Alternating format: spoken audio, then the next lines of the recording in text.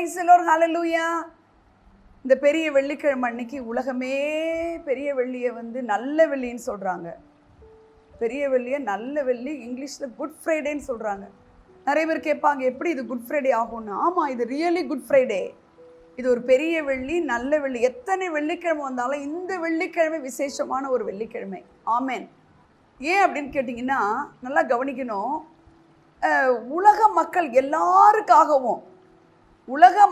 எல்லாருக்காகவும் இயேசு தன் ஜீவனை கொடுத்து தம் உலக மக்களை எல்லாம் மீட்டுக்கொள்வதற்காக தன் ஜீவனை கொடுத்த ஒரு நாள். ஹalleluya. உலக மக்கள் எல்லாரும் ரட்சிக்கப்பட்டிருக்காங்களா? உலக மக்கள் எல்லாரும் வந்து இந்த இயேசுவின் ரத்தத்தை அவமதிக்காம மீட்கப்பட்டிருக்கிறாங்களா அப்படின்னு கேட்டால், மீட்பு கொடுக்கப்பட்டாயிற்று, ரட்சிப்பு கொடுக்கப்பட்டாயிற்று. ஆனால் அதை அவங்க எடுத்துக்கொள்ளாதனால உலக மக்கள் ரட்சிக்கப்படல. யார் இயேசுவின் ரத்தத்தினால எனக்கு மீட்பு இருக்குன்னு விசுவாசிக்கிறாங்களோ, ரட்சிக்கப்பட்டிருக்காங்களோ, அவங்களுக்கு உண்டி தான் இந்த ரத்தத்தில் வல்லமை இருக்கும். அப்போ இயேசுவின் ரத்தம் உங்களுக்காக இன்றைக்கு பரிந்து பேசிக்கொண்டே இருக்கிறது. ஹalleluya, ஹalleluya. இயேசுவின் ரத்தத்தில் பவர், வல்லமை இருக்குது அப்படின்றது நம்ம எல்லாருக்கும் தெரியும். ஏன் அதில் வல்லமை இருக்குது அப்படிங்கிறது தான் இன்றைக்கு செய்தி. இயேசுவின் ரத்தத்தில் வல்லமை இருக்குது. நம்ம பழைய பாடல்கள்லாம் பார்த்தீங்கன்னா ஒரு இங்கிலீஷ் பாட்டு பாடுவாங்க, there is power wonder working power. அது ஆமேன்னு சொல்லுங்களேன். ஆனால் நம்மளுக்கு வந்து அது ஒன்றரை ஒர்க் பண்ணுதான்றது நிறைய பேர் ரட்சிக்கப்பட்டவங்களுக்கு என்ன இல்லை, தெரியறதில்லை. ஆனால் இன்றைக்கி அதுக்குள்ளே வல்லம் இருக்குங்கிறது தான் இன்றைக்கு மெசேஜ். நிறையா சபைகளில் இந்த நாட்கள் என்ன பண்ணுவாங்கன்னா, அவர் பேசின சிலுவையில் தொங்கின 7 வார்த்தையை பேசுவாங்க இல்லைங்களா? 7 வார்த்தையை பேசுவாங்க. அவர் பட்ட பாடுகளை குறித்து அதிகமாக அந்த சிலுவையினுடைய வெயிட் எவ்வளோ, அவரை பாரில் அடிக்கப்படும் பொழுது அது எப்படி, அதை மாதிரி ஒரு டிஸ்கிரிப்ஷன்லாம் பண்ணுவாங்க. ஹல்லேலூயா. ஆனால் நம்ம அதை பற்றி பார்க்க போகிறது கிடையாது. நம்ம எது பார்க்க போகிறோன்னா, அந்த பவர் எப்படி வந்துச்சு அவருக்கு. சிலுவையில் கிறிஸ்து தன் ஜீவனை கொடுக்கும்போது ரத்தம் அவருடைய சரீரத்திலேருந்து வழிந்தோடும் பொழுது அந்த ரத்தம் வந்து உங்களுக்கு என்ன செஞ்சுருக்குன்னு நீங்கள் தெரிஞ்சுக்கிட்டீங்கன்னா, எவ்ரிடே நமக்கு வந்து ஒரு மீட்பின் நாள், ஒரு குட் ஃப்ரைடேவாக இருக்கும். ஆமேன். ஒரு வெற்றியின் வாழ்க்கைக்கான அஸ்திபாரம் புரிஞ்சு நம்ம வாழலாம். ஹல்லேலூயா, ஹல்லேலூயா. இயேசு கிறிஸ்து எத்தனை மணி நேரம் சிலுவையில் தொங்கினார்? 6 மணி நேரம். உலகத்தை முழுவதும் சிற்றித்ததுக்கு அவர் எடுத்துக்கொண்ட நாட்கள் எத்தனை நாட்கள்? 6 நாட்கள். இந்த 6ங்கிறது ஒரு ஸ்பெஷல் அப்படின்னு சொல்கிறேன். கற்சாடி எத்தனை சாடி? 6 ஜாடி. 6ங்கிறதோடைய அர்த்தம் என்ன தெரியுமா? கிரேஸ். ஆமேன். அவர் நம்முடைய கிரியைகளின்படி அல்ல, அவருடைய அன்பின் கிரியைக்கு, நம்முடைய கிரியின்படி அல்ல, அவருடைய கிருபையினால் உங்களை என்னை ரட்சித்தார். கிருபையினாலே விசுவாசத்தை கொண்டு ரட்சிக்கப்பட்டீர்கள் அப்படின்றோம் வசனம் எஃபிஷியன்ஸ் 2:8 இருக்கு. கிருபையினாலே. அவன் அந்த கிருபை அப்படின்றதோட எண்ணிக்கை தான் இந்த 6. கிருபை வந்து எப்படி அப்படின்னா, ஒருத்தவங்களுடைய தகுதிக்காக கொடுக்கப்படுறதல்ல, ஒருத்தவங்களுடைய தகுதிக்காக கொடுக்கப்படுறதல்ல, தேவன் தம்முடைய குமாரனை தகுதியாக வைத்து கொடுக்கப்பட்டது. ஆமேன். அப்போ இந்த 6 மணி நேரம் அவர் தொங்கின அந்த காட்சியை நம்ம மறக்கவே முடியாது. அந்த 6 மணி நேரத்தில் அவர் பேசின வார்த்தைகள், அவர் பட்ட பாடுகள், ஏன் அது வந்து நமக்கு ஒரு ஒண்டர் ஒர்க்கிங்காக, ஒரு அதிசயத்தை செய்கிற ரத்தமாக இருக்குது அப்படிங்கிறத நம்ம தெரிஞ்சு ஒரு வெற்றியான ஒரு வாழ்க்கைக்குள்ளே நம்ம போகணும். எத்தனையோ பேர் ரட்சிக்கப்பட்டிருப்பாங்க, ஆனால் அவங்க இயேசுவின் ரத்தம் எதுக்கு எடுத்தாலும் இயேசுவின் ரத்தம்னுவாங்க. ஆனால் ரியலி நீங்கள் வந்து அந்த உண்மையாகவே இயேசுவின் ரத்தத்தை நீங்கள் அறிஞ்சுக்கிட்டீங்கன்னு வச்சுக்கோங்களேன், நீங்கள் வந்து ஒரு ரொம்ப ராயலாக வாழலாங்க நீங்கள். ஆமென், ஹல்லேலூயா. முதல்ல இயேசுவின் ரத்தத்தில் அதிசயங்களையும் அற்புதங்களையும் பிசாசு நடுங்கத்தக்கதான வல்லமை அது உள்ளே இருக்குங்கிறது எப்படி அப்படிங்கிறத நம்ம பார்க்கும்போது, ஃபஸ்ட்டு 1 பேதுருல 1:18 எடுத்து வாசிக்கிறீங்களா? 1 பேதுரு 1:18. உங்கள் முன்னோர்களால் பாரம்பரியமாய் நீங்கள் அனுசரித்து வந்த வீணான நடத்தையினின்று அழிவுள்ள வஸ்துக்களாலாகிய வெள்ளியினாலும் பொன்னினாலும் மீட்கப்படாமல் குற்றமில்லாத மாசற்ற ஆட்டுக்குட்டியாகிய கிறிஸ்துவின் விலையேறப்பெற்ற இரத்தத்தினாலே மீட்கப்பட்டீர்கள் என்று அறிந்திருக்கிறீர்களே. ஹல்லேலூயா, ஹல்லேலூயா. இன்னொரு முறை சத்தமா வாசிங்க. உங்கள் முன்னோர்களாய் பாரம்பரியமாய் நீங்கள் அனுசரித்து வந்த வீணான நடத்தையினின்று அழிவுள்ள வஸ்துக்களாகிய வெள்ளியினாலும் பொன்னினாலும் மீட்கப்படாமல் குற்றமில்லாத மாசற்ற ஆட்டுக்குட்டியாகிய கிறிஸ்துவின் விலையேறப்பெற்ற இரத்தத்தினாலே மீட்கப்பட்டீர்கள் என்று அறிந்திருக்கிறீர்களே. ஆமென், ஹல்லேலூயா. கவனிங்க, உங்கள் முன்னோர்களால் பாரம்பரியமாய் நீங்கள் அனுசரித்து வந்த வீணான நடத்தை நின்று அழிவுள்ள வஸ்துக்களாகிய வெள்ளினாலும் பொன்னினாலும் மீட்கப்படாமல் குற்றமில்லாத மாசற்ற ஆட்டுக்குட்டியாகிய கிறிஸ்துவின் விலையேறப்பெற்ற இரத்தத்தினாலே மீட்கப்பட்டீர்கள் என்று அறிந்திருக்கிறீர்களே. அப்போ முன்னோர்கள் அப்படின்றது எதை குறிக்குதுன்னா, பழைய ஏற்பாட்டில் ஒரு விடுதலைக்காக மோசஸ் இஸ்ரவேல் ஜனங்களை வழி நடத்தும் போது நீங்கள் பார்த்தீங்கன்னா, இந்த சங்கார தூதன் அவங்களை அழிக்க வராதபடிக்கு ஒரு ஆட்டுக்குட்டை எடுத்து அதனுடைய ரத்தத்தை தான் நிலைக்கால்களிலே மேல் சட்டத்திலே பூசினாங்க. அப்போ சங்கார தூதன் அதன் வழியாக வர முடியல. அப்போ அதெல்லாம் அந்த மாதிரி அனுசரித்து வந்த வகையினால இன்னைக்கு நீங்களும் நானும் என்ன செய்ய வேண்டான்னு வேதம் சொல்லுது. அதை மாதிரி நீங்கள் செய்யணும்னு அவசியம் கிடையாது. ஆமென். ஆனால் அதை மாதிரி செய்ய வேணாம். ஆனால் உங்களுக்கு கட்டாயமாக ஒன்று தெரிஞ்சே ஆகணும். நம்ம வெள்ளியினாலும் பொன்னினாலும் நம்ம மீட்கப்படுறதுக்கு அல்ல. ஆமென். குற்றமில்லாத மாசற்ற ஆட்டுக்குட்டியாகிய கிறிஸ்துவின் விலையேறப்பெற்ற ரத்தங்கிறதுக்கு இங்கிலீஷில் த மோஸ்ட் ப்ரெஷியஸ் பிளட். ஆமென். யாருடைய ரத்தத்தையும் நீங்கள் அப்படி சொல்லவே முடியாது. த மோஸ்ட் ப்ரெஷியஸ் பிளட் அப்படின்னா விலையேறப்பெற்ற ரத்தம். ஆமென். அந்த விலையேறப்பெற்ற ரத்தத்தினால நீங்களும் நானும் என்ன செய்யப்பட்டிருக்கிறோம்? மீட்கப்பட்டிருக்கிறோம். நிறைய பேருக்கு மீட்பு இந்த குட் ஃப்ரைடேல ஒரு பெரிய அவசியமாக நீங்கள் நானும் தெரிந்து கொள்ள வேண்டியது என்னென்னா, இந்த குட் ஃப்ரைடே இல்லைன்னா உங்களுக்கு மீட்பே கிடையாது. மீட்பே கிடையாது. ஏன் மீட்கப்படணும் சொல்லுங்க? ஏன் மீட்கப்படணும்? மீட்பே கிடையாது. ஏன் மீட்கப்படணும்? எதிலிருந்து மீட்கப்படணும்? ஏன் மீட்கப்படணும்? அதை சொல்லுங்க. ஏன் நம்ம மீட்கப்படணும்? பிதாவாகிய தேவனுக்கும் மனுஷனுக்கும் இடையில அந்த உறவை எஸ்டாப்ளிஷ் பண்றதுக்கு தடையா இருக்கிறது எதுன்னா பாவம். அப்ப பிதாவாகிய தேவனுடைய ஒரு மிக உன்னதமான திட்டம் இந்த குட் ஃப்ரைடேல இருக்குது பாருங்க. அது என்ன உன்னதமான திட்டம்? உலக மக்களுக்காக தன்னுடைய குமாரனை கொடுத்தவர் இவ்வளவாய் உலகத்தில் அன்பு கூர்ந்தார் நம்ம சொல்றோம். அந்த அன்பு என்ன அன்புன்னா, அவர் இருக்கிற இடத்துல நம்ம இருக்கணும். அவரோடு நம்ம ஏசு எப்படி இருக்கிறாரோ அப்படி நம்ம இருக்கணும். அப்ப அதுக்கு எது தடையா இருந்தது? பாவம். அதனால அந்த பாவ நிவாரண பலியாக தன்னுடைய குமாரனை கொடுத்தாரு. ஹல்லேலூயா. அது எவ்வளோ பெரிய பாவமா இருந்தாலும், எவ்வளோ பெரிய பாவமா இருந்தாலும் இயேசுடைய ரத்தம் அது விலையேறப்பட்டதா இருக்கிறபடினால அது எவ்வளோ பெரிய பாவத்தையும் மன்னித்து பிதாவாகிய தேவனோடு உறவாடுவதற்கான ஒரு வழியை உண்டாக்கிற்று. ஆமென் சொல்றீங்களா? ஹல்லேலூயா, ஹல்லேலூயா.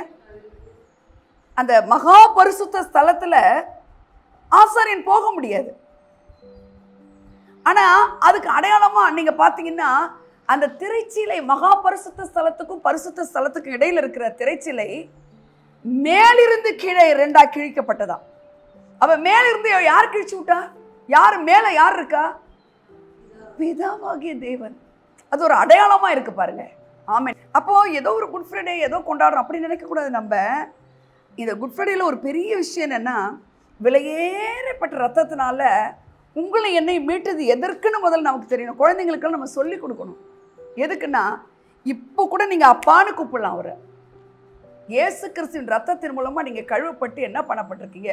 ஒரு பிள்ளை ஆயிட்டு. அதனாலதான் அதுக்கு பேர். யாருடைய ரத்தமும் அதை செய்யவே முடியாது. அதனாலதான் இயேசுவின் ரத்தம் என்ன எழுதப்பட்டிருக்குன்னா, த மோஸ்ட் ப்ரெஷியஸ் பிளட்.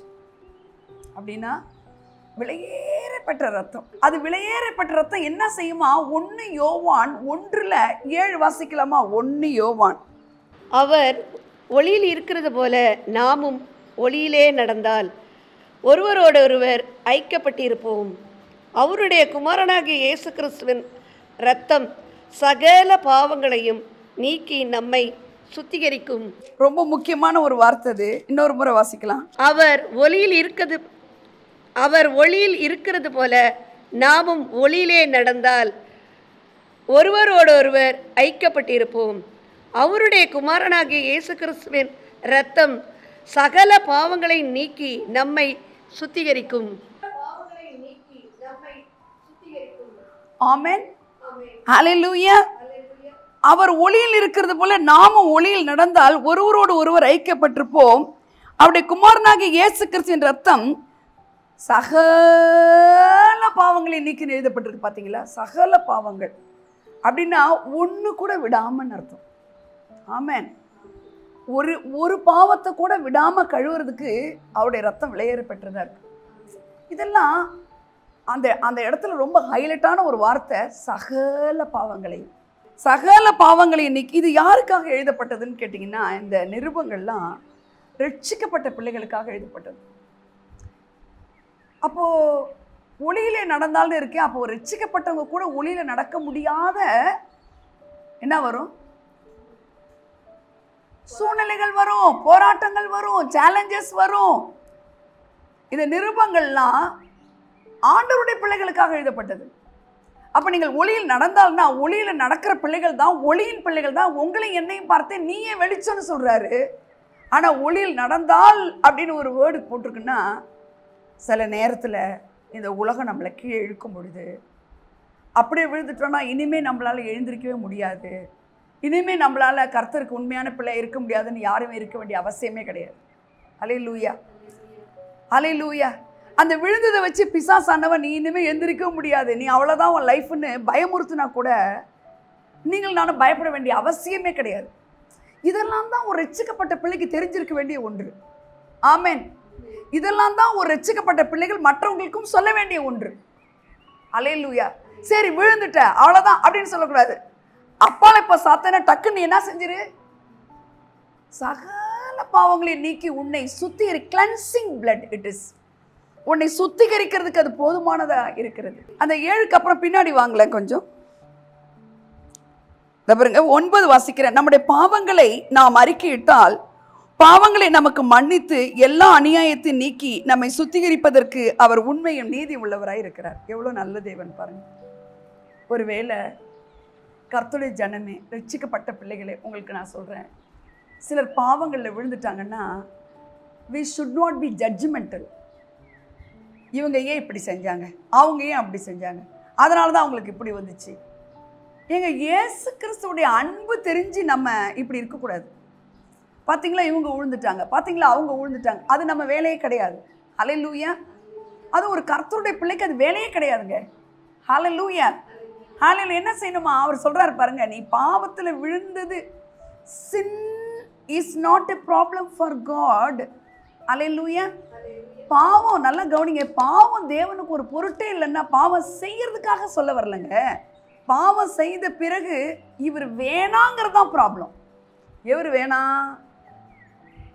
கர்த்தராக இயேசு கிறிஸ்து வேணான்றது தான் ப்ராப்ளம். இனிமே நம்மளால வாழ முடியாது பரிசுத்தமா, இனிமே நம்மளால அவருக்கு உண்மையான பிள்ளை இருக்க முடியாதுன்னு நினைச்சு அவரை தள்ளி வைக்கிறது தான் ப்ராப்ளம். பாவம் இஸ் நாட் எ ப்ராப்ளம். இது நான் ஏன் உங்களுக்கு சொல்றேன்னா, நீங்க மற்றவங்களை சந்திக்கும் பொழுது யாராகலும் சின் பாவத்தில் விழுந்து போனதா உங்களுக்கு தெரிஞ்சிருந்தா கூட நீங்க இயேசு கிறிஸ்து பார்க்கிற மாதிரி அவங்களை பார்க்கணும். நீங்களும் சேர்ந்துக்கிட்டு அவங்க ஏற்கனவே அந்த பாவத்தில் விழுந்து எப்படி எழுந்திருக்க முடியாதுன்னு தெரியாம கலங்கி இருக்கும்போது ஒரு ரட்சிக்கப்பட்ட தேவ பிள்ளையும் போய் அவங்களை இன்னும் கசக்கி புழியக்கூடாது. ஏன்னா அவர் சொல்றாரு, அந்த பாவத்தை அவர்கிட்ட சொல்லி அறிக்கையிட்டு இனிமே நான் செய்ய மாட்டேன்னு சொன்னா அதையும் நீக்கி அவர் என்ன செய்ய வல்லவரா இருக்கிறாருன்னு எழுதப்பட்டிருக்கு பாருங்க. எவ்வளவு அழகா, எப்படி இருக்கு? பாவங்களை நமக்கு மன்னித்து, நம்முடைய பாவங்களை நாம் அறிக்கையிட்டால் பாவங்களை நமக்கு மன்னித்து எல்லா அநியாயத்தையும் நீக்கி நம்மை சுத்திகரிப்பதற்கு அவர் எப்படி இருக்கிறாரா? எவ்வளோ நல்ல அழகான வார்த்தை. அவர் உண்மை உள்ள தேவனாக இருக்கிறார். ஆமென். ஏன் செஞ்ச ஒரு வார்த்தை கேட்க மாட்டார். இனிமே செய்யாத, அவ்வளோதான். இந்த குட் ஃப்ரைடேல ரட்சிக்கப்பட்ட தேவ பிள்ளைகளுக்கு தேவையான மெசேஜ் இது. நம்ம ஒருத்தவங்களை நியாயம் தீர்க்க நமக்கு ரைட்ஸே கிடையாது. ஆமென். அவங்கள விழுந்தவங்களை எப்படி எழுப்பலாங்கிறதுக்கு தாங்க குட் ஃப்ரைடே. அவங்கள இனிமே எப்படி சரியாக சந்தோஷமாக படுத்தி வச்சுக்கலாம். ஹல்லேலூயா சொல்கிறீங்களா? ஆமென். அப்போ அவ்வளோ அன்புள்ள தேவன் தம்முடைய குமாரனை அனுப்பி இந்த சிலுவையில் 6 மணி நேரம் தொங்கின பொழுது அந்த சொட்டு சொட்டாய் வழிந்த ரத்தம் ரட்சிக்கப்படாதவங்களுக்கு மீட்பு கொடுக்கறது மட்டுமல்ல, ரட்சிக்கப்பட்ட பிள்ளைகளாகவே இருந்து விழுந்துட்டா கூட அவங்கள மீண்டும் தன் பிள்ளையை எடுத்துக்கொடுறதுக்கு அது பரிந்து பேசுகிற சுத்திகரிக்கிற ரத்தமாக இருக்கிறது. ஹல்லேலூயா, ஹல்லேலூயா. இது எவ்வளோ பெரிய ஸ்லாக்கியம் தெரியுமா? இது எவ்வளோ பெரிய பாக்கியம் தெரியுமா? ரெண்டாவது, இந்த இயேசுவின் ரத்தம் ஒரு proof. Blood is a proof. ரத்தங்கிறது ஒரு ப்ரூஃபாக இருக்கு. ப்ரூஃப்னா என்ன? ஒரு சாட்சியா இருக்கிறது. உலக பிரகாரமாக வந்தோமானா, நல்லா கவனிங்க, உலக பிரகாரமாக வந்தோமானா ஒரு பிள்ளை பிறக்கிறது, ஒரு பெற்றோருக்கு ஒரு குழந்தை பிறக்குது. அந்த குழந்தை பிறந்த உடனே அங்கே ஒரு பெரிய கான்ஃப்ளிக்ட்ஸ், பெரிய பிரச்சனைகள் வருதுன்னு வச்சுக்கோங்க. அப்போது இந்த தகப்பனுக்கு தான் இந்த குழந்தை பிறந்திருக்கு அப்படிங்கிறத இவங்க தான் பயாலஜிக்கல் பேரண்ட், அப்பா. இவங்க தான் சயின்டிஃபிக்கலாக விஞ்ஞான ரீதியில் இந்த தகப்பனுக்கு தான் இந்த குழந்தை பிறந்திருக்குங்கிறத ப்ரூஃப் பண்ணுறதுக்கு தாய் தேவை கிடையாது. யார் தேவை? அந்த குழந்தையுடைய ரத்தமும் அந்த தகப்பனுடைய ரத்தமும் அந்த தகப்பனு தான் தேவை. ஹல்லேலூயா. நான் சொல்கிறது உங்களுக்கு புரியுதா? ஸோ நல்லா கவனிக்கணும். நான் அந்த டைட்டில் என்ன சொன்னேன்?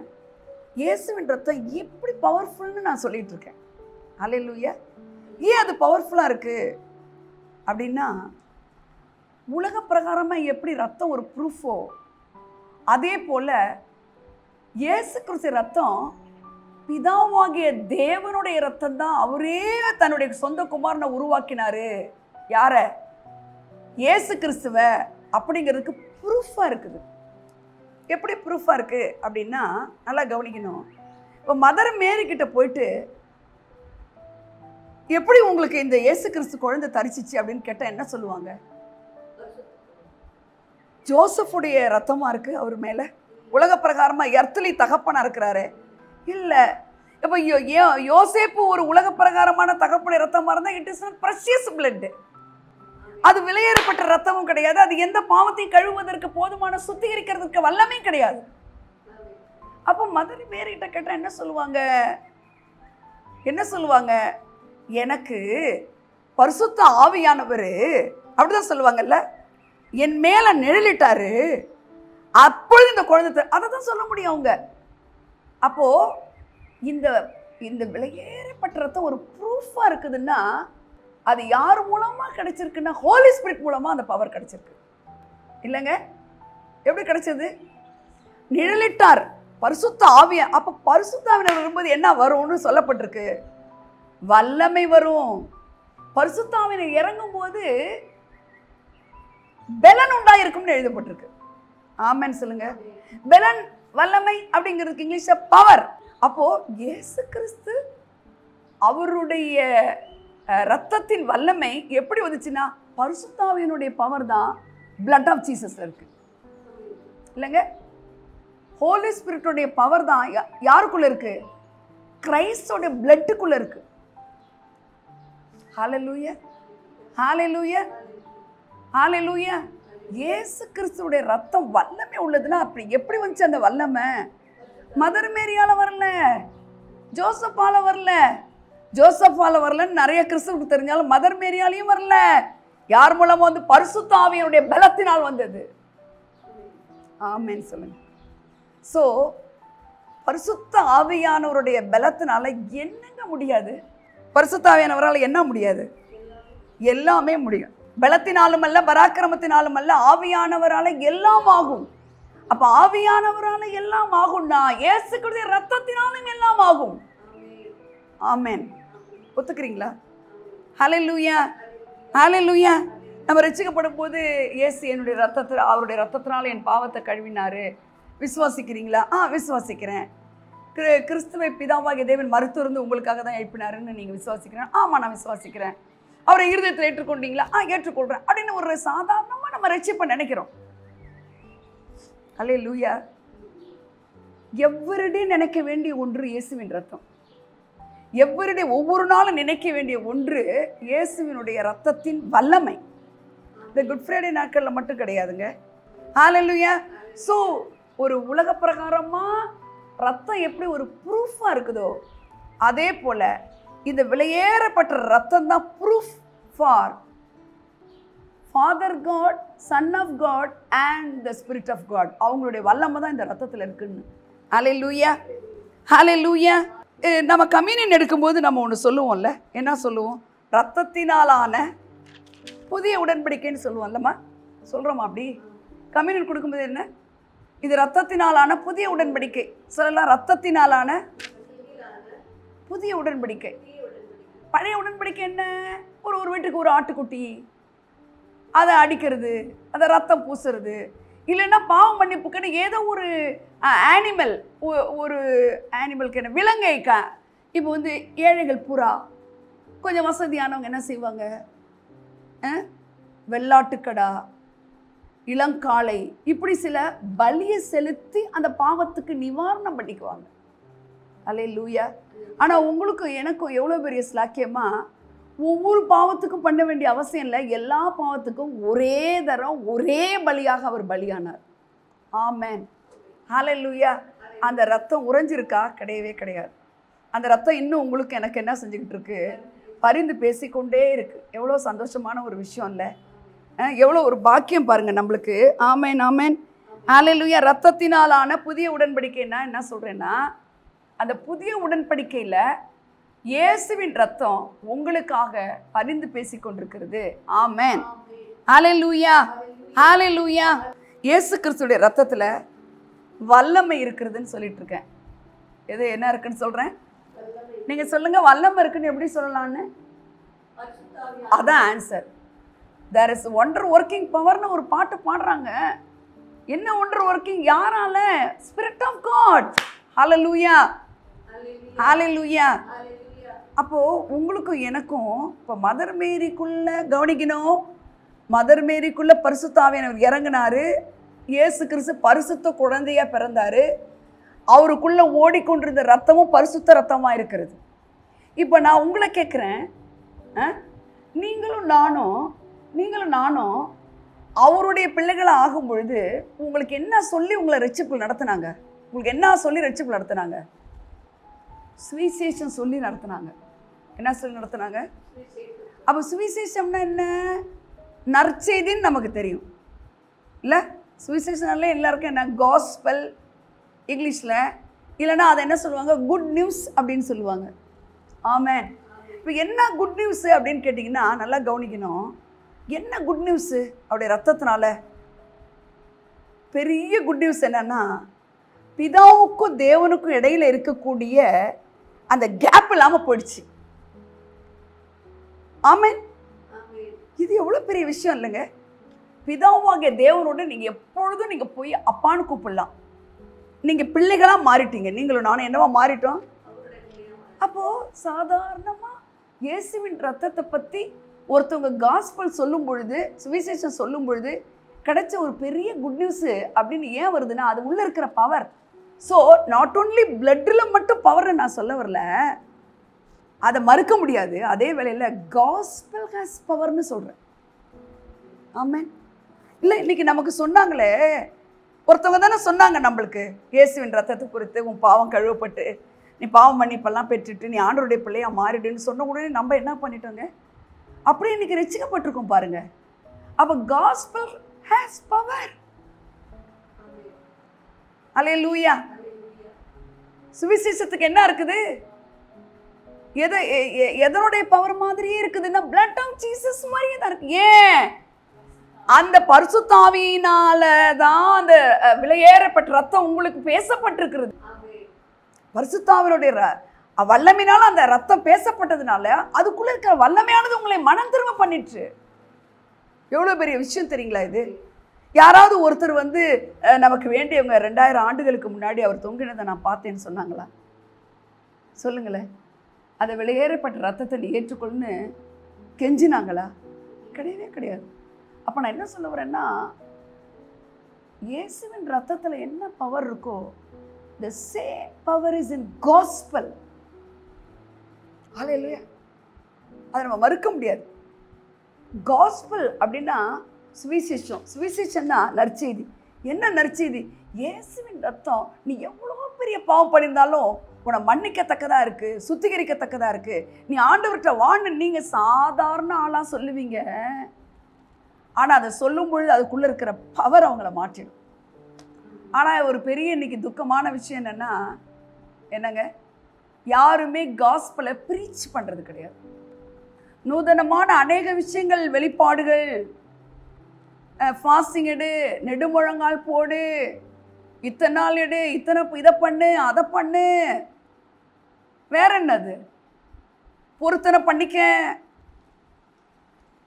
எல்லாம் இருந்தாலும் கர்த்தருடைய ஜனங்களே, நான் உங்களுக்கு சொல்கிறேன் ஒரு விஷயம், எல்லாத்த விட நீங்கள் போய் காஸ்பலை ப்ரீச் பண்ணிங்கன்னா அதுக்குள்ளே இருக்கிற வல்லமை அவங்களையும் ஆசீர்வதிக்கும், உங்களையும் ஆசீர்வதிக்கும்.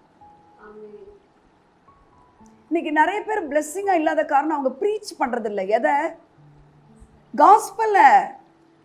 காஸ்பல்ல குட் ஃப்ரைடே கொண்டாடுறாங்க, ஈஸ்டர் கொண்டாடுறாங்க, ஆனால் காஸ்பலை ப்ரீச் பண்ணல. நீங்கள் ப்ரீச் பண்ணும் பொழுது அதுக்குள்ளே இருக்கிற வல்லமை உங்களையும் பிளஸ் பண்ணும், அந்த ப்ரீச்சிங்கை ஏற்றுக்கொள்கிறவங்களையும் பிளஸ் பண்ணும். நல்லா என்னுடைய ஊழியத்தில் அந்த மாதிரி சில பிள்ளைகளுக்கு ப்ரீச்சிங் கொடுத்து காஸ்பல் ஏற்றுக்கொண்ட பிள்ளைகள் பெரிய ஊழியக்காரங்களாக இன்றைக்கி இருக்கிறாங்க. ஹல்லேலூயா. சிலர் அபவுட் டர்ன் திரும்பி பெரிய லெவலில் அந்த கவனன்ட் இன்க்ரீஸ், உடன்படிக்கையின் மேலான ஆசீர்வாதத்தை பெற்றுக்கொண்டவர்களாக இருக்கிறார்கள். அது எதனாலன்னு சொல்கிறேன் நான், காஸ்பலால். காஸ்பல்னு என்ன சொல்லுங்கள்? சுவிசேஷத்தால். சுவிசேஷம் என்ன? காஸ்பல்னு சொல்லாதீங்க. சுவிசேஷன்னா இயேசு உனக்காக தான் அடிக்கப்பட்டார். ஆமென். இயேசு உன் பாவத்துக்கு தான் மரணத்தை ருசித்தார். நீ அவரை ஏற்றுக்கொண்டனா அது எவ்வளோ பெரிய பாவமாக இருந்தாலும் கழுவப்படும். ஆமென். அதுக்கு பிறகு நீ அவருடைய பிள்ளையாவே மாறிடுற. நீ அப்பான்னு கூப்பிடலாம். இயேசு எப்படி பரலோகத்தில் அப்போ ஹெவன்லி ஃபாதர் அப்படின்றாரோ, அதே மாதிரி நீ அப்பா பிதாவே நீ கூப்பிடலாம். ஆமென். ஹல்லேலூயா. ஸோ என்னுடைய பாயிண்ட் என்னன்னா, உங்களுக்கு சொல்கிறது, காஸ்பல் கண்டெய்ன்ஸ் பவர். ஆமென். அதுக்கு ரெஃபரன்ஸ் என்ன? ரோமன்ஸ் 1. கிறிஸ்துவின் சுவிசேஷத்தை குறித்து நான் வெட்கப்படேன். பாருங்க, கிறிஸ்துவின் சுவிசேஷத்தை குறித்து நான் வெட்கப்படேன்.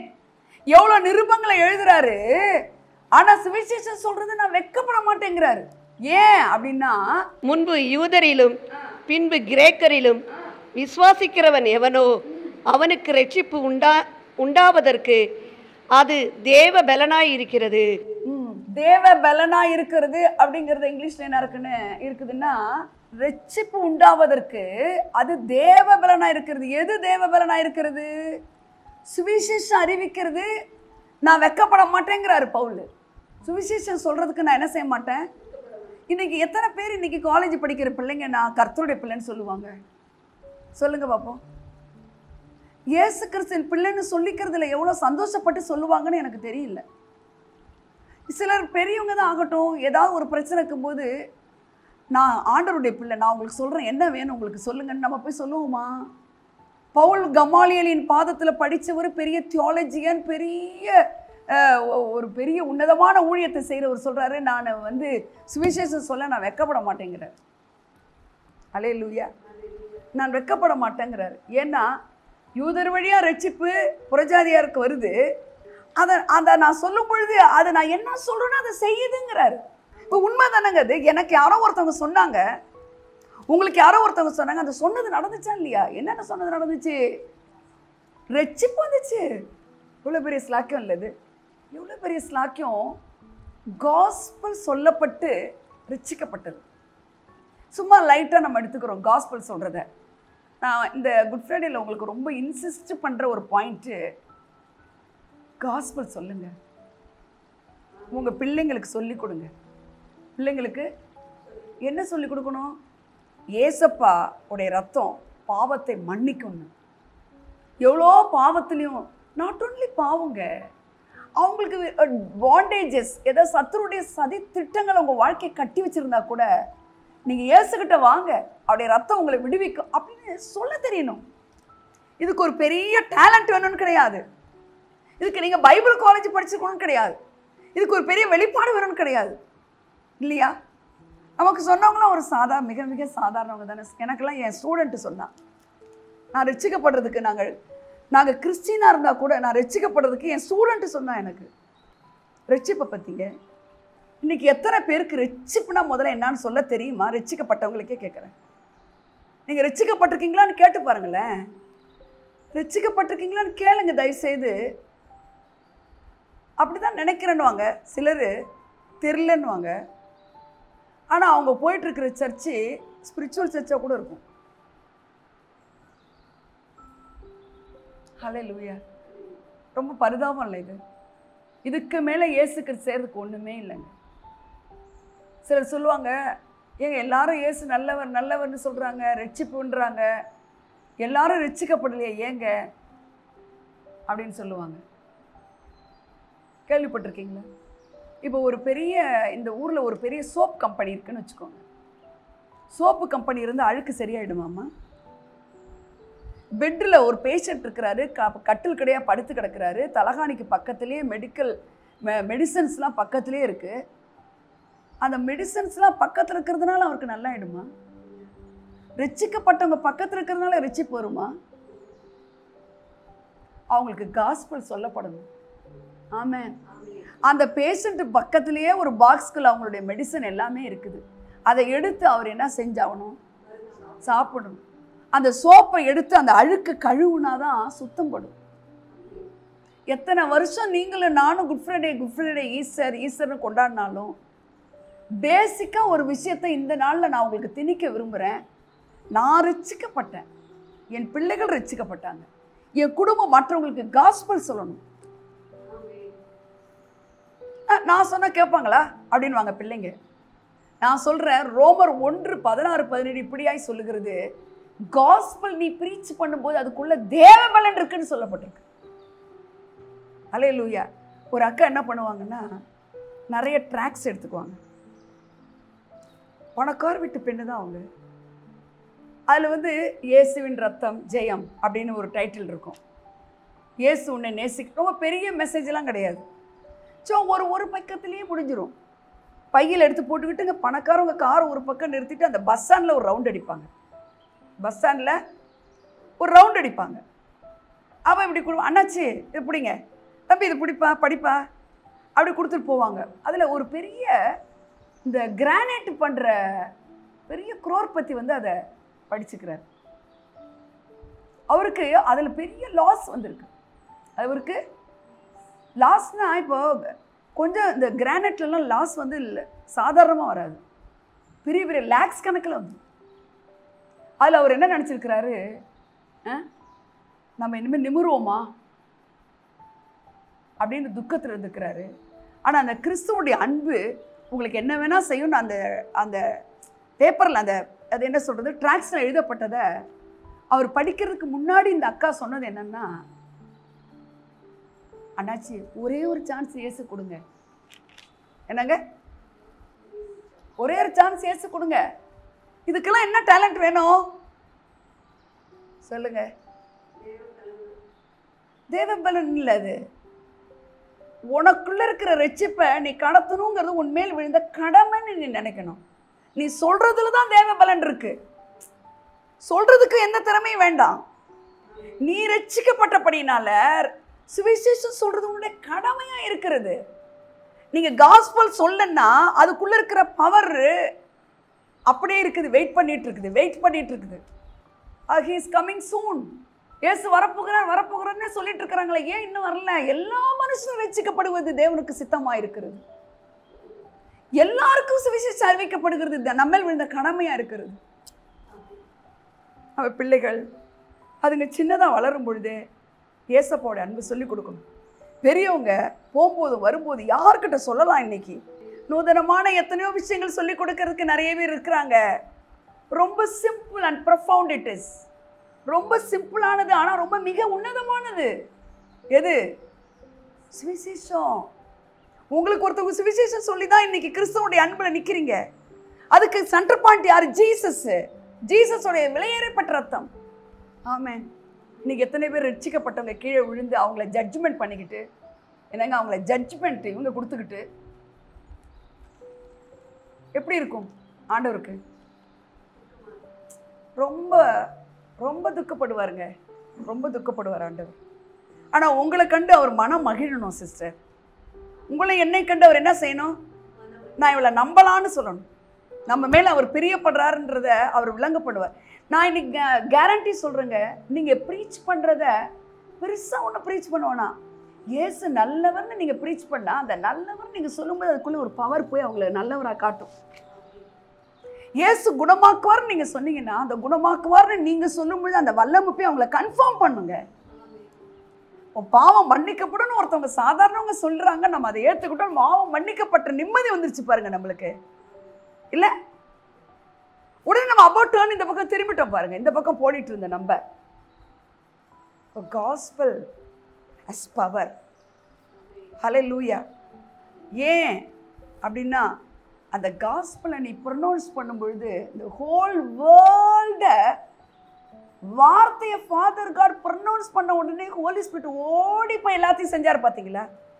அதே வல்லமை தான் நீங்கள் உங்கள் வாயை திறந்து ப்ரொனவுன்ஸ் பண்ணும்பொழுது அந்த ஓடி போய் செயல்படுத்திடுவார் ஆவியானவர்.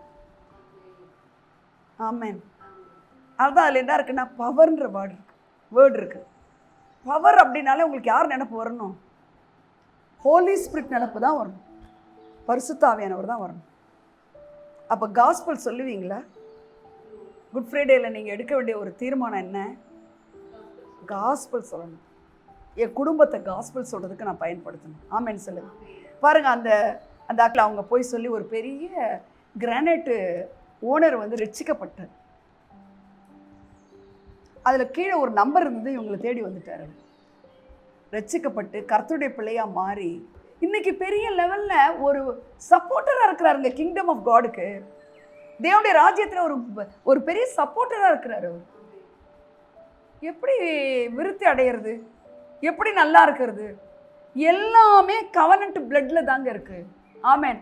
உங்களை என்னை அந்த உடன்படிக்கை ரத்தத்தினால கழுவி அவருடைய பிள்ளையா மாற்றி அவருக்கிட்ட நீங்க நெருங்குவதற்கான எல்லா காரியத்தையும் செய்து முடித்த தேவனுக்கு இன்னும் மற்றவர்களை கொண்டு போகணும் ஆண்டவர்கிட்டங்கிற ஒரு உள்ளத்துல ஒரு வாஞ்சை இல்லைன்னா எப்படிங்க? ஒரு ஹங்கிரி இல்லைன்னா எப்படிங்க?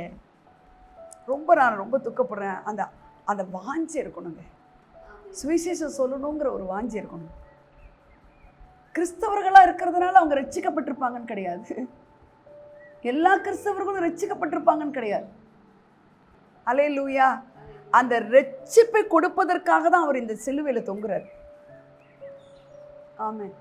ரட்சிப்புங்கிறதுக்குள்ள பாவ மன்னிப்பினுடைய நிச்சயம் மட்டும் இல்லை, அதில் என்னெல்லாம் இருக்கு? டிவைன் ப்ரொடெக்ஷன் இருக்கு. அல்லேலூயா. ப்ரொடெக்ஷன் இருக்கா இல்லையா?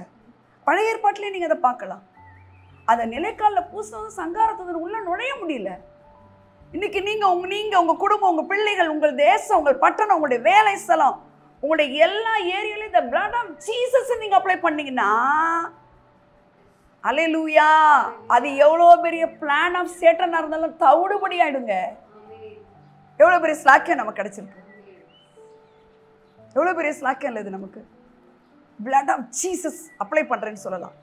இப்போ நீங்கள் பழைய ஏற்பாட்டில் பார்த்தீங்கன்னா அந்த நிலைக்காலில் பூசுகிறாங்க, மேல் சட்டத்தில் பூசுகிறாங்க. இந்த நியூ டெஸ்டமெண்ட்டில் எப்படி பூசலாம்? நிலைக்கால், நம்ம வீட்டு நிலைக்காலில் எடுத்து தண்ணியை ஏசுன்றதன்னு தெளித்து பூசுறதா? இதெல்லாம் நூதனமான சத்தியங்கள். இந்த மாதிரிலாம் நீங்கள் செய்ய வேண்டாம். புரியுதா நான் சொல்கிறது?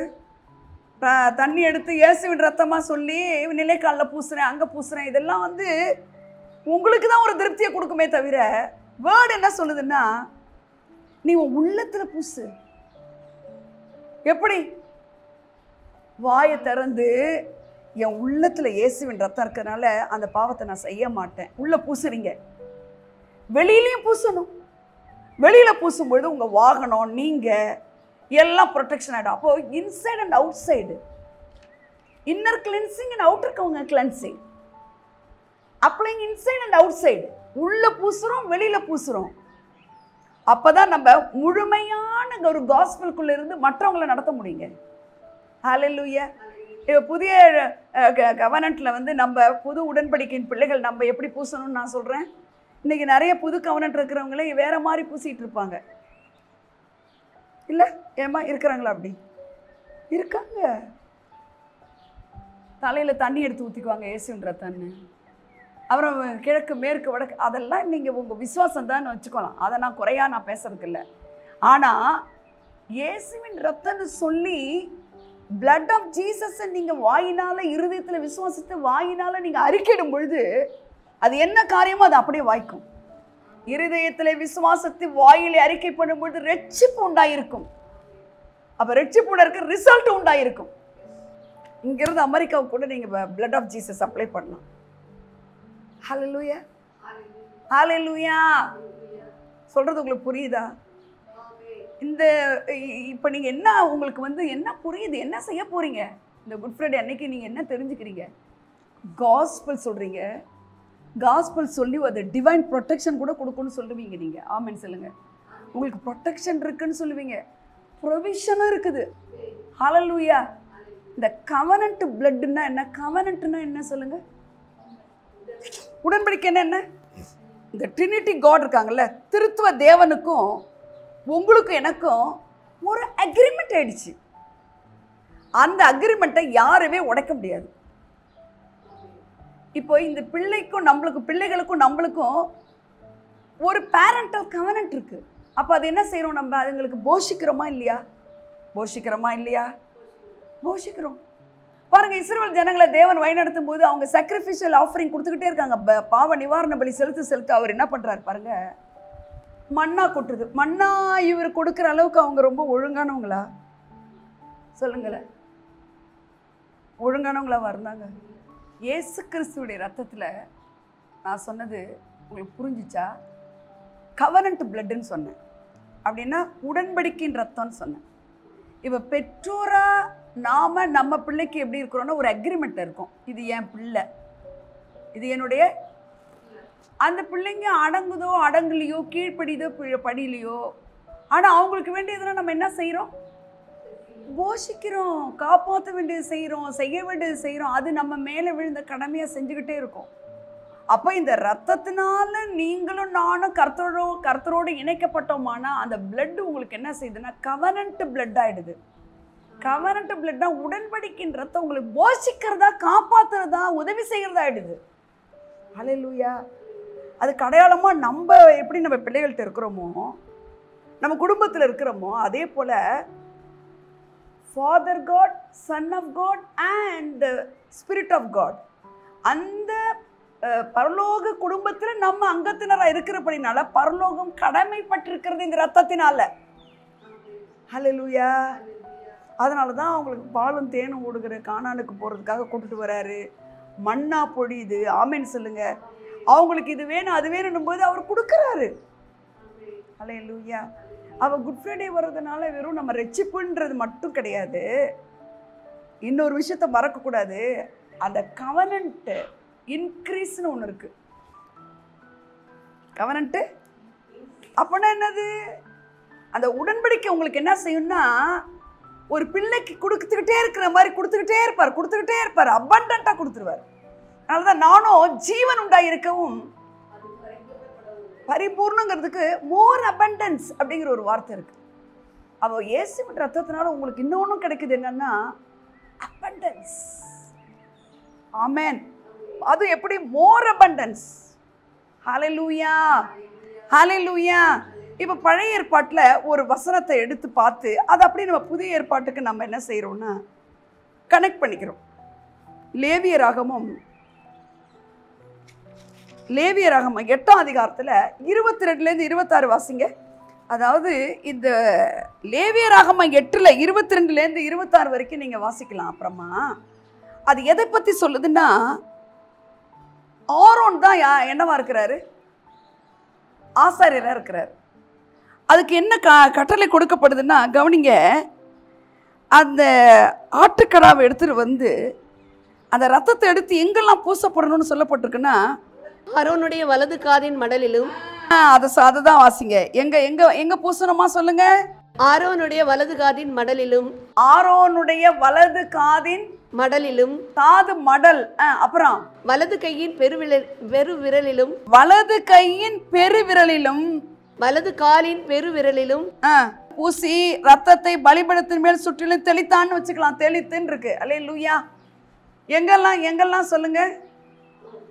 வலது காது மடல், வலது கை பெருவிரல், அவையெல்லாம் இந்த ரைட் ஹேண்ட் சைடையே குறிக்குது. பார்த்தீங்களா? நல்லா கவனிக்கணும். இது பழைய ஏற்பாட்டில் இருக்குது. இது ஒரு ட்ரையா உங்களுக்கு தெரியலாம். குட் ஃப்ரைடேல நான் தாகமா இருக்கிறேன், என்னங்க, ஏலி ஏலி லாமா சபக்தானி, இது தாங்கள் செய்கிறது இன்னதென்றார், இப்படி ஆர்டர் படி வேர்ட் ஆஃப் காட் அவர் பேசின வார்த்தைகளை சொன்னா அதை கேட்டுட்டு நீங்க போயிடுவீங்க. ஆனா இந்த மாதிரி ஒரு காரியத்தை நீங்க கேட்டீங்கன்னா அது உங்களுக்கு ஒரு ட்ரையா தெரிஞ்சா கூட இது உங்க வாழ்க்கையினுடைய தரத்துக்கு தேவையானது. வாழ்க்கையில ஒரு தரம்னு ஒன்று இருக்கு பார்த்தீங்களா? அந்த தரத்தை உயர்த்தக்கூடியதா இருக்கும். இதை நீங்க புரிஞ்சுக்கிட்டீங்கன்னா, இப்போ இயேசுவின் ரத்தம் இன்னைக்கு இந்த குட் ஃப்ரைடே அன்னைக்கு அவர் சிந்தினது எதுக்குன்னா, கவனிங்க, பழைய ஏற்பாட்டை அப்படியே சிம்பாலிக்கலாக நம்ம எடுக்கணும். வலது காது, வலது கையினுடைய பெருவிரல், வலது காலினுடைய பெருவிரல் அப்படின்னா நல்லா கவனிக்கணும். காலை எடுத்து நீங்க வைக்கிறீங்கன்னு வைங்களேன், இப்படி வச்சுட்டு இப்படி போறீங்களே, எந்த காலை ஃபர்ஸ்ட் வைக்கிறீங்க? அது எதை குறிக்குதுன்னா உன்னுடைய நடை. ஆமீன் சொல்லுங்க. உன்னுடைய நடை, அந்த பெருவிரல் அப்படிங்கிறது எதை குறிக்குன்னா உன் நடை எப்படி இருக்குன்னா பிளட் ஆஃப் ஜீசஸ்ல இருக்குன்னு நட. அப்போ நான் ஏன் இப்படி செஞ்சேன்னே தெரியல. ஹலோ, நீங்க ரட்சிக்கப்பட்டவங்கலாம் சொன்னா எப்படி இதுல விழுந்தனே? இங்க இருக்கிறது கஷ்டமா இல்லையாடா? அங்க போயிடுவா. சொல்றது உங்களுக்கு புரியுதா? அந்த காலை பாருங்க, நீங்க எடுத்து வைங்களேன், நீங்க வச்சு பாருங்களேன். நீங்க காலை, இடது கால் வருதுதான், ஆனா ஃபர்ஸ்ட் எது வந்தா பிறகு அது வருது. அது மாதிரி கை அப்படின்னுவோமா அப்படின்னுவோமா கேட்கும்பொழுது. அப்ப என்ன சொல்றாரு? ஏன் ஆரோனுடைய செவி காது மடல்ல, கை விரல்ல, வலது கையில, கால்ல அந்த ஆட்டுக்குட்டி ரத்தத்தை பூசணும்னு எழுதப்பட்டிருக்குன்னா, இன்னைக்கு இயேசுவுடைய திரு ரத்தத்தை எடுத்து நீங்க உள்ளான மனுஷன்ல இருந்து இன்சைட் அவுட் உள்ள பூசப்பட்ட கர்த்தருடைய பிள்ளை என் கால் இயேசுவின் ரத்தத்துல இருக்கு. அப்ப என் நடை எப்படி இருக்கும்? தவறான பாதை போவோமா? சொல்லுங்களேன். நான் ஏன் இப்படி செஞ்சேன்னே தெரிலன்னு சொல்லுவோமா? நான் ஏன் அங்க போனேன்னு சொல்லுவோமா?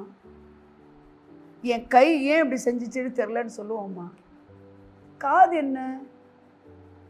சிலர் சொல்றத அப்படியே கேட்டுக்கிட்டு அது according to the word of காடோட அலைன் ஆகுதான்னு பார்க்க மாட்டோம்.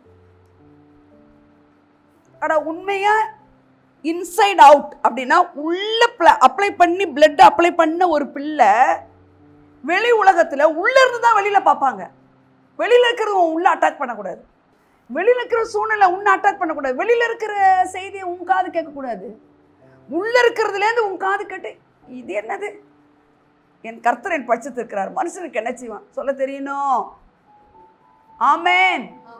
அதுக்கு அடையாளமா தான் அங்க எழுதப்பட்டிருக்கு. அப்படி இன்னைக்கு யார் அந்த ஆசாரியன்? நீங்கள் நானும் தான் அந்த ஆசாரியன். நீ உங்களை என்னையும் சொல்லப்பட்டிருக்கு ஆசாரி கூட்ட, ராயல் பிரிஸ்ட் கூட்டம்னு எழுதப்பட்டிருக்கு. வெளிப்படுத்துற விசேஷம் 1:6 எடுத்து வாசிச்சா எப்படி இருக்குது? நம்மிடத்தில் அன்பு கூர்ந்து தமது ரத்தத்தினாலே, எதனால? இயேசுவின் ரத்தத்தினாலே நம்முடைய பாவங்கள நம்மை கழுவி நம்முடைய பிதாவாகிய தேவனுக்கு முன்பாக நம்மை ராஜாக்களும் ஆசார்களும் ஆக்கின அவருக்கு மகிமையும் வல்லமையும் என்றென்றைக்கு உண்டாயிருப்பதாக. அப்போ என்னவா ஆக்கியிருக்கிறாரு? ராஜாவாவும் ஆசாரியனாவும் ஆக்கியிருக்கிறாரு. அன்றைக்கு ஆசாரியன் யாரா எழுதப்பட்டிருக்கு? லேவியராகமத்துல ஆரோனா எழுதப்பட்டிருக்கு. அப்ப அந்த ஆரோனுடைய காதுல என்ன, காது மடல்ல இயேசுவின் அன்றைக்கு சாக்ரிஃபிஷியலா பலி செலுத்தப்பட்ட ரத்தம். ஆமென். இன்றைக்கு இந்த குட் ஃப்ரைடேல நீங்க என்ன கத்துக்கணும்? நீ ஒரு ஆசாரியன், நீ பாவங்கள கழுவப்பட்டவன். அந்த ரத்தத்தை எடுத்து உன் காதுல எப்பயுமே பூசிட்டு உன்னை பத்தி சொன்னாங்கன்னா சர்தான் போகணும். ஒரு டாக்டர் ரிப்போர்ட் கேட்குறீங்க, உங்களை பத்தி இப்படி சொல்றாங்க, அல்லேலூயா. உங்களை நடைகள் அந்த பெருவிரல்ல, கால் பெருவிரல்ல இயேசுவின் ரத்தம் இருக்குன்னா உன் பாதையெல்லாம் ஏசப்பா பார்த்துருக்கிறாருன்னு நீ நம்பிக்கூட போகணும். அல்லேலூயா சொல்லுங்க. இந்த கை என்ன வேணா செஞ்சிட முடியாது, இந்த கை என்ன வேணா செஞ்சிட முடியாது. இது கர்த்தருக்கு பிரியமானதை ஒன்றிதான் செய்ய முடியும். இந்த காது எதை வேணா கட்டிட்டு சண்டை போட முடியாது. இந்த காது இயேசுவின் ரத்தத்தை பூசப்பட்டிருக்கு. ஹல்லேலூயா, ஹல்லேலூயா. உங்களுக்கு புரியுதா நான் சொல்றது? ஏதோ ஒரு குட் ஃப்ரைடேவை கொண்டாடணும், ஏதோ ஒன்று பண்ணணுன்றதுக்காக நம்ம கிடையாது. ஆமென். அந்த விலையேற பெற்ற இயேசுவின் ரத்தம் உங்களுடைய காது மடல்ல இருக்கு, உங்க கை விரல்ல இருக்கு, உங்க காலில் இருக்கிறதுனால உன் கை சரியான வேலையை தான் செய்யணும், உன் காது சரியானது தான், வார்த்தையின்படி தான் கேட்கணும், உன் கால் போகிற இடம்லாம் கர்த்தருக்கு பிரியமான இடமா தான் இருக்கணும். அல்லேலூயா. இந்த கால் உன்னுடைய பாதரட்சைக்கு அடையாளமா இருக்கிறது எதுக்குன்னா சுவிசேஷத்தை சொல்றதுக்காக. ஆமென் சொல்லுங்களேன். அல்லேலூயா. கடைசியா ஒரு பாயிண்ட் நான் சொல்லி விட்டுறேன், நான் முடிச்சிடுறேன். நான் இன்றைக்கு சிலுவை அப்படிங்கிறதுல இந்த காஸ்பல் குட் ஃப்ரைடே அப்படிங்கிறதோட மையப்பகுதி யாருன்னா ஜீசஸ். ஜீசஸ் இயேசு கிறிஸ்துவுடைய அந்த தியாக மரணம் அப்படின்னும் போது உங்களுக்கு எது குறிக்குதுன்னா சிலுவை தான் நினைப்பு வரும். சிலுவைங்கிற ஒரு சிம்பல்ல நான் அன்னைக்கே சொல்லியிருக்கேன் இந்த சில இடத்துல. ஃபர்ஸ்ட் ஒரு மைனஸ் மாதிரி இருக்குது, horizontal beam and vertical beam. ஆமென். இந்த ஹாரிசான்டல் அப்படிங்கிறது எதை குறிக்குது? படுக்கை வசத்தில் இருக்கிறது ஒரு அரித்தமெட்டிக்ல மேத்தமெட்டிக்கல் சிம்பிளா மைனஸ். உன் வாழ்க்கையில எதெல்லாம் மைனஸோ, நீ யாரா இருந்தாலும், ஏன்னா அவர் சொல்றார் நான் மாமிசமான யாவருக்கும் தேவன்றார். அல்லேலூயா. உலகத்திலே வந்து எந்த மனுஷனையும் பிரகாசிப்பிக்கிற ஒளிங்கிறார். இவ்வளவா கிறிஸ்தவர்களில் அன்பு கூர்ந்தார் இல்ல, உலகத்தில் அன்பு கூர்ந்தாருன்னு சொல்றாரு. அல்லேலூயா. அப்போ நீ யாரா இருந்தாலும் உன் வாழ்க்கையில ஜீரோவா இருக்கிற, ஒண்ணுமே இல்லை அப்படின்னா, நடுவுல அந்த வெர்டிக்கல் பீமா ஜீசஸ் வந்துட்டாருன்னா உன்னுடைய வியாதி சுகம் இல்லைங்கிறது சுகமா மாறுது, பணம் இல்லைங்கிறது பணமா மாறுது, வெற்றி இல்லைங்கிறது வெற்றியா மாறுது, சந்தோஷம் இல்லைங்கிறது சந்தோஷமா மாறுது, இளைப்பாறுதல் இல்லை, நிம்மதி இல்லைங்கிறது நிம்மதியா மாறுது, இல்லைங்கிறது இல்லாம பிளஸ் ஆயிடுதுங்க உங்க வாழ்க்கையில. அல்லேலூயா, அல்லேலூயா. கர்த்தருடைய ஜனமே, நான் இன்னைக்கு உங்களுக்கு சொல்றேன், நீங்க போய் காஸ்பல் சொல்லுங்க, ப்ரீச் பண்ணுங்க. இயேசு நல்லவர்னு சொன்னீங்கன்னா அந்த நல்லவருங்கிற வார்த்தை கன்ஃபார்ம் பண்ணுவார். அவர் உங்களுக்கு சுகம் கொடுப்பார் அப்படின்னு நீங்க சொன்னீங்கன்னா, நீங்க சொல்ற வார்த்தை காஸ்பலா குட் நியூஸா இருக்கிறனால போய் செஞ்சிடுவார். Because good news has power. அல்லேலூயா. ரட்சிக்கப்பட்ட தேவ பிள்ளைகள் நாம ரட்சிக்கப்பட்டுட்டு, நான் ரட்சிக்கப்பட்டுட்டேன்னு பறைசாற்றி பெருமடிச்சுக்கிறதுக்கு இல்லை, we should go and preach the gospel. அல்லேலூயா. நாம ரட்சிக்கப்பட்டவங்க சேரை விட்டு கூட எந்திரிக்கிறது கிடையாது, சேரை விட்டு கூட எந்திரிக்கிறது கிடையாது. ஆனா அவரு மேலே இருக்கிறவரு கீழே இறங்கி வந்தாரு. ஆமென். கீழே இறங்கி வந்துட்டு தன் ஜீவனே கொடுத்துட்டாரு. அப்போ மேல இருக்கிறவர் கீழே இறங்கி நம்ம இன்னும் அழுக்கா குழியில இருந்த உங்களையும் என்னையும் அவர் குனிஞ்சு தூக்கி வச்சுக்கிறாரு. ஆனா நம்ம உட்காந்து ரட்சிக்கப்பட்டு உட்காந்த இடத்த விட்டு கூட எந்திரிக்கிறது கிடையாது. கர்த்தருடைய பிள்ளைகளுக்கு நான் ரொம்ப அன்பா வேண்டுதல் சொல்றேன், வேண்டிக்கிறேன். இயேசு நல்லவர்னு போய் சொல்லுங்க.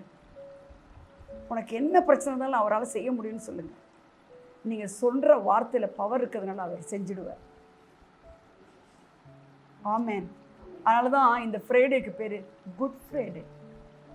உங்க வாழ்க்கையில எதுவா இருந்தாலும் மாற்றி உங்களை வாழ வைக்க ஒரு போதுமானவராக இருக்கிறார். கர்த்தர் உங்களை ஆசீர்வதிப்பார். ஆமென்.